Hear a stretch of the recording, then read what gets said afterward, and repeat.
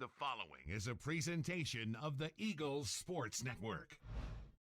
Keeleigh Rogers, and yet again, it is another stat sheet stuffing, easy for me to say, performance. You only scored 4 points, but you had 8 rebounds, 7 more assists, 3 steals, 2 blocks. I think we talked last week about just your mindset of trying to do a little bit of everything outside of that. What is it right now about your ability to come in off of the bench and provide something other than scoring?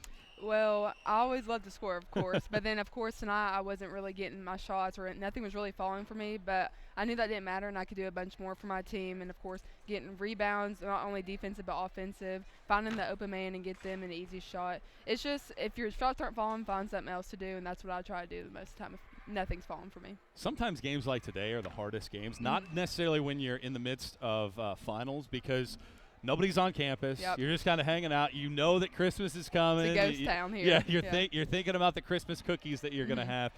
But you were able to put the pedal to the metal after not scoring in the first 4.5 minutes. What was the message to the group early? Just keep playing hard. I mean, like, shots weren't falling, but that didn't matter. We still knew we'd be fine. If we played great defense, they'd end up falling for us, and, of course, they did. We started going off once everybody started rolling and getting in the rhythm of the game. These last 2 games have been your team's best field goal percentage defensive performance of the year. Nobody for King scored in double figures. First time in 3 years that had been done by a Carson-Newman team against their opponent. Why were you all able to put the clamps down from a defensive perspective? Because honestly, we're really all over the place. We always work on practice to find the man, like just to find someone to guard, even if it's not your man, to find them, and we always make sure to do that. We dive after loose balls. We get tips on balls. We just do a lot of the little things, and that leads to steals and just defensive plays.